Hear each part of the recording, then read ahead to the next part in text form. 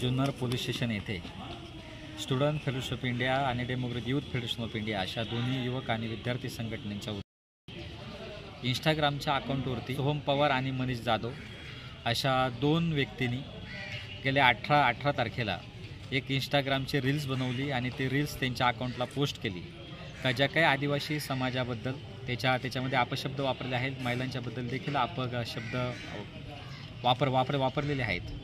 या मुद्द्याला घेऊन ॲट्रॉसिटी ॲक्ट 1989 या कायद्याअंतर्गत त्यांच्यावरती गुन्हा दाखल करावा अशी मागणी देखील आम्ही स्टुडंट फेडरेशन ऑफ इंडिया आणि युवक संघटनेच्या वतीने आम्ही करत आहोत। तर 295, 499 आणि 500 अशा सर्व कलमांच्या अंतर्गत ही जी काही घटना आहे, या घटनेच्या अंतर्गत त्या व्यक्तीवरती सदर जे काय बोललेलं आहे तर त्या बोलण्यावरती त्या व्यक्तीवरती गुन्हा दाखल होतो। त्याच्यामुळं आम्ही दोन्ही पण संघटना जर कोणी असा अपशब्द जर वापरणार असेल, अशी खालच्या पाच्याला जाऊन जर टीका करणार असेल आणि एखाद्या समाजाची जर तो बदनामी करणार असेल तर ही गोष्ट अतिशय घातक आहे आणि जो काही सर्व जे काही जाती धर्म आहे तर यांना पुढं घेऊन ती जाणारी नाही।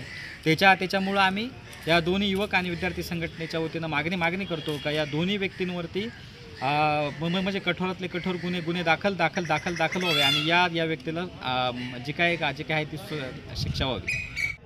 आज जुन्नर पोलीस स्टेशन येथे 18/9/2025 रोजी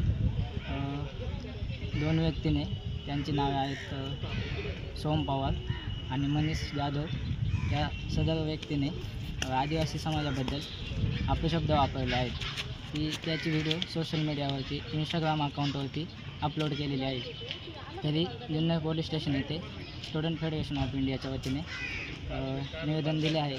या सदर व्यक्तींवर ॲट्रॉसिटी अंतर्गत गुन्हा दाखल करण्यात यावा, तसेच आदिवासी समाजाबद्दल अपशब्द वापरले आहेत आणि महिलांबद्दल बी अपशब्द वापरलेले आहेत।